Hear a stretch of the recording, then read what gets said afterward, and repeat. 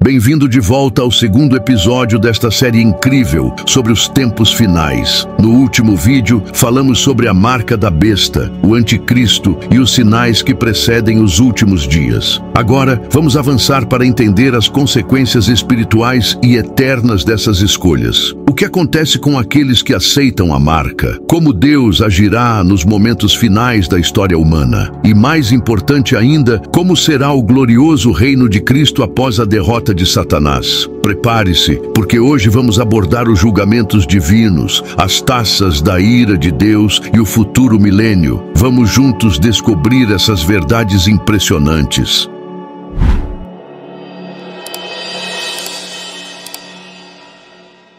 Segundo Tessalonicenses 2, 1-2. Agora, irmãos, rogamo-vos pela vinda de nosso Senhor Jesus Cristo e pela nossa reunião com Ele, que não vos movais facilmente do vosso entendimento, nem vos perturbeis, quer por espírito, quer por palavra, quer por carta supostamente nossa, como se o dia de Cristo estivesse próximo.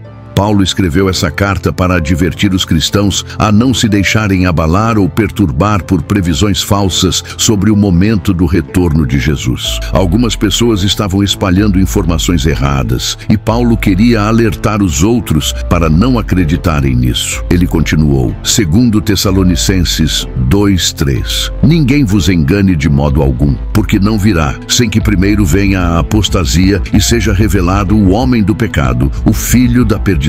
Vemos aqui 3 nomes diferentes para o mesmo ser: o anticristo, o homem da iniquidade e o filho da perdição. E recebemos mais um nome importante em Apocalipse 13. A razão é simples. Ao fazer isso, essa pessoa ganharia domínio sobre toda a raça humana e seria capaz de convencer toda a humanidade a fazer a única coisa que Satanás mais deseja: adorá-lo. Esse tem sido o objetivo de Satanás por séculos, e ele tem trabalhado pacientemente para alcançá-lo. Agora, ele está muito perto de realizá-lo. De acordo com João, um profeta, o mestre, é o veículo através do qual um espírito fala. Aqueles que ensinam a verdade são cheios do Espírito de Deus e representam a voz de Deus. Em contraste, aqueles que espalham falsidades promovem as doutrinas dos demônios. O Espírito explicitamente diz que nos últimos tempos alguns se desviarão da fé, prestando atenção a espíritos enganadores e doutrinas de demônios. O espírito do anticristo é como os pássaros que comem as sementes ao longo do caminho na parábola de Jesus. Os incrédulos são cegados pelo Deus deste século, impedindo-os de ver a luz do Evangelho que revela a glória de Cristo. Tanto Jesus quanto o homem do pecado têm apoio para suas reivindicações por meio de obras miraculosas, conforme mencionado em 2 Tessalonicenses 2:9. O anticristo virá com poder, sinais e maravilhas mentirosas, mas tudo isso será de acordo com a operação de Satanás, conforme descrito em Apocalipse 13. Apocalipse 13, 16-17. E faz que a todos, pequenos e grandes, ricos e pobres, livres e escravos, lhe seja posto um sinal na mão direita ou na testa, para que ninguém possa comprar ou vender, exceto aquele que tiver o sinal.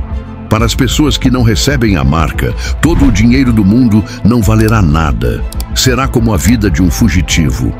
Elas não poderão alugar um apartamento ou deixar alguém alugar deles. A única proteção que terão será sua própria inteligência. Estarão completamente sozinhos. Tudo o que precisarem terão que prover por si mesmos. Ser um excluído é como ser um fugitivo. É triste, não como mostram nas séries de TV, tentando romantizar a situação. Em uma palavra, essa vida pode ser resumida como enfrentando dificuldades. Mas há um lado espiritual ao receber a marca. Anjos intervêm e o mundo está prestes a mudar tanto para os excluídos quanto para aqueles que recebem a marca da besta. Algo estranho começa a acontecer. O mundo é atingido por todo tipo de desastre, como enchentes e terremotos. Então, algo ainda mais estranho ocorre. A marca na mão de Fred começa a doer e a exalar um cheiro horrível. Transforma-se em uma ferida terrível. Ninguém pode ajudar e todos todos com a marca estão sofrendo muito. Algumas pessoas ficam confusas, mas outras sabem a verdade. Elas entendem o que realmente está acontecendo. Os excluídos também veem esses eventos. Eles sabem que isso não é resultado de um ataque global ou de uma guerra. Eles sabem que o anticristo é um líder que quer tomar o lugar de Jesus. Ele quase foi morto, mas de alguma forma foi curado, e todos foram enganados por ele. Muitas pessoas o seguiram sem pensar. Eles também entendem que as feridas que Fred e outros estão enfrentando não são deste mundo, mas vêm de um lugar distante. Esses problemas vêm do templo de Deus, lá no céu. O templo de Deus no céu é um lugar misterioso. Muitas pessoas nem sabem que existe um templo no céu. Este templo é mencionado no livro do Apocalipse 11. Quando o templo é fechado, significa um grande aviso de guerra e julgamento para o mundo inteiro. O pior que já foi visto ou que jamais será visto será o julgamento final para o mundo. Quando o templo é aberto pela primeira vez, muitas coisas estranhas acontecem, mas tudo está prestes a mudar. 7 anjos aparecem no templo e transformam tudo. Apocalipse 15, 5 a 8. Depois destas coisas olhei e vi que o santuário do tabernáculo do testemunho no céu foi aberto, e os 7 anjos que tinham as 7 pragas saíram do templo, vestidos de linho puro e brilhante e tendo cintos de ouro ao redor do peito. Um dos 4 seres viventes deu aos 7 anjos 7 taças de ouro cheias da ira e indignação de Deus, que vive para todo o sempre. E o templo se encheu de fumaça pela glória e majestade de Deus e pelo seu poder. E ninguém podia entrar no templo até que as 7 pragas dos 7 anjos fossem cumpridas. Esses anjos estão trazendo o julgamento de Deus. Eles vieram diretamente do templo celestial, da presença e do trono de Deus. Eles não estão agindo por conta própria. Usam roupas especiais, linho puro e brilhante, com cintos de ouro ao redor do peito. Isso nos mostra que, embora os julgamentos possam parecer severos, eles vêm de um lugar justo e bom. É fácil pensar que julgamentos ruins vêm de fontes malignas, mas isso nos mostra algo diferente. Um grande julgamento está chegando à terra e ninguém pode detê-lo, porque vem de um Deus justo e reto. Sim, a Bíblia fala sobre anjos maus que causam caos e destruição, mas isso não é o que está acontecendo aqui. A Bíblia claramente diz que esses anjos são justos e não caídos. Os anjos recebem taças e a glória de Deus enche o templo com uma nuvem. É importante entender que as pessoas que não creem podem não ver o julgamento que está por vir. Isso significa que as coisas acontecem no mundo espiritual antes de se manifestarem no mundo físico. As pessoas podem prever o clima, como quando vai chover ou para onde o vento vai soprar, mas os caminhos de Deus são diferentes. Não podemos decifrar como os planos de Deus funcionam da mesma maneira. O templo de Deus no céu é um lugar misterioso e insondável para a compreensão humana. Somente sabemos desses segredos porque Deus os revelou, e esse conhecimento pode nos trazer conforto. Muitos cristãos precisam perceber que já possuem as respostas para as grandes questões do mundo, incluindo como tudo terminará. Um dos 4 seres viventes próximos ao trono de Deus entrega essas taças aos 7 anjos. João vê esses 4 seres viventes com muitos olhos e formas distintas: um leão, um boi, um homem e uma águia. Isso demonstra que esses julgamentos vêm diretamente do trono de Deus. Quando o julgamento começa, ninguém sequer tem permissão para entrar no templo de Deus. Isso mostra que o céu não toma esse julgamento levianamente. Uma vez iniciado, nada pode detê-lo. O céu está pronto, as portas do templo estão fechadas, os 7 anjos estão preparados e as pessoas estão prestes a receber essas taças. Então, João ouve uma voz alta vinda do templo, dizendo aos 7 anjos, Apocalipse 16, 1, Ide e derramai sobre a terra as 7 taças da ira de Deus. O primeiro anjo foi e derramou sua taça sobre a terra, e úlceras malignas e dolorosas vieram sobre os homens que tinham a marca da besta e adoravam sua imagem. Apocalipse 16, 2. Essa voz vinda do templo poderia ser Jesus falando? Aqueles que profanaram o templo terreno agora enfrentam o julgamento vindo do templo celestial. Essas taças lidam mais diretamente com a rebelião humana e cobrem áreas mais amplas do que outros julgamentos anteriores. Os que seguem a Deus não são afetados por essa taça. Ela é destinada apenas àqueles que seguem a Anticristo. Esse evento é semelhante à sexta praga egípcia das úlceras, mencionada em Êxodo. Aqueles com a marca 666, que adoram a criatura em vez do Criador, sofrem as consequências. Parece que aceitar a marca da besta está intrinsecamente ligado ao ato de adorar o Anticristo. Apocalipse 13:15.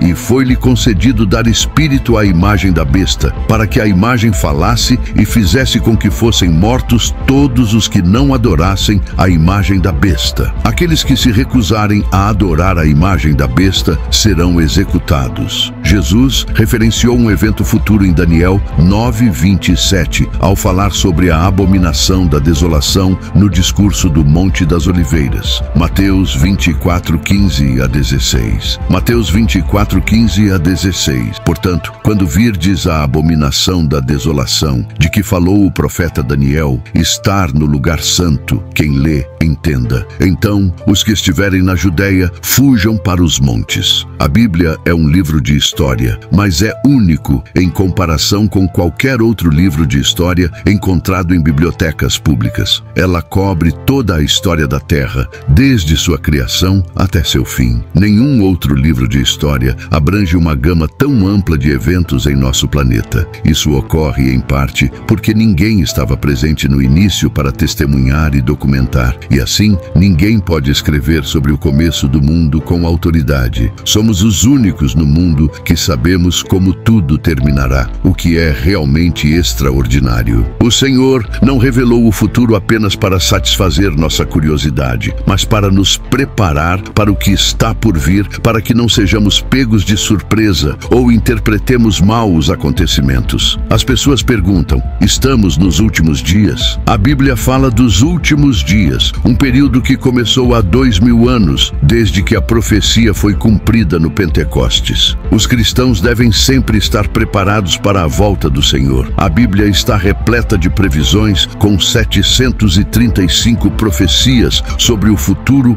em 1/4 de seus capítulos. É um texto profético do início ao fim. Embora alguns livros se concentrem mais em previsões do que outros, segundo as Escrituras, 596 das 735 profecias já se realizaram, o equivalente a 81%. Algumas dessas profecias foram feitas séculos atrás, e é altamente provável que os 19% restantes também se concretizem. A Bíblia provou ser correta em todas as previsões que poderiam ter sido cumpridas até agora. As profecias restantes estão principalmente relacionadas ao retorno de Jesus e aos eventos subsequentes. Quantas dessas previsões precisam se realizar antes do retorno de Jesus? A resposta é aproximadamente 20. Devemos observar esses eventos acontecendo antes de podermos antecipar a volta do Senhor. Jesus nos instruiu a permanecer vigilantes e em oração. Mas o que devemos observar? Não podemos simplesmente ficar parados, olhando para as nuvens, esperando que Ele apareça. Isso não é o que Ele quis dizer. Em vez disso, Ele quis que acompanhássemos os acontecimentos no mundo e reconhecêssemos os sinais que Ele nos deu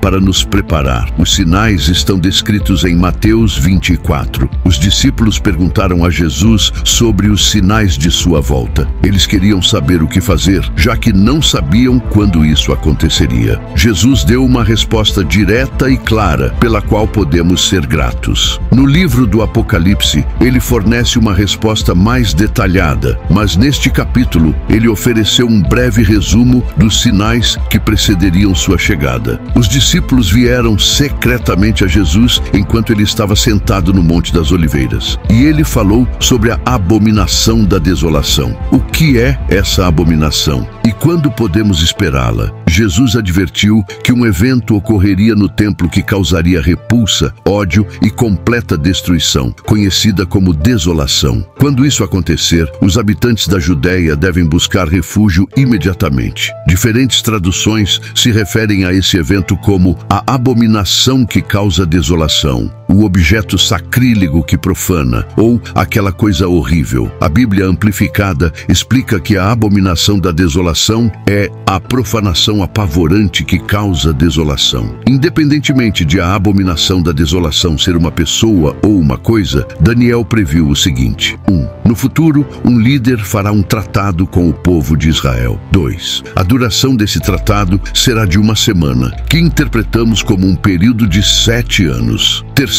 Na metade desse período, o rei reunirá seu exército e porá fim aos sacrifícios e ofertas no templo. 4. Durante esse tempo, o governante profanará o templo colocando uma abominação nele. A profanação do templo continuará até que o juízo de Deus caia sobre o governante e seus seguidores, após 1290 dias, 3 anos e meio e 1 mês. Após Jesus voltar do céu, ele estabelecerá um novo reino. Jesus reinará por 1000 anos e Satanás será preso durante esse mesmo período. Apocalipse 20 detalha o estado final de Satanás e dos incrédulos. Versículo 7 menciona que, ao final do milênio, os santos viverão e reinarão com Cristo por 1000 anos. Apocalipse 24. Vi tronos e assentaram-se sobre eles aqueles a quem foi dado o poder de julgar. Vi também as almas daqueles que foram decapitados por causa do testemunho de Jesus e por causa da palavra de Deus, e que não adoraram a besta nem a sua imagem, e não receberam a marca na fronte nem nas mãos, e reviveram e reinaram com Cristo por 1000 anos. Quem se assenta nesses tronos? Talvez os 24 anciãos, representando a igreja, os apóstolos ou o conjunto de santos. Esses santos reinarão com Jesus pelo mesmo período em que Satanás estiver preso, 1000 anos. Eles ajudarão a administrar o reino de Jesus Cristo na terra, supervisionando aqueles que sairão das tribulações, da grande tribulação, para a paz do milênio. Todos os que triunfarem com Jesus reinarão com ele. 1 Coríntios 6, 2 a 3. 1 Coríntios 6, 2 a 3. Ou não sabeis que os santos hão de julgar o mundo? Se o mundo deve ser julgado por vós, sois indignos de julgar as coisas mínimas? Não sabeis que havemos de julgar os anjos? Quanto mais as coisas desta vida. Agora, esses crentes fiéis têm poder enquanto o anticristo é derrotado.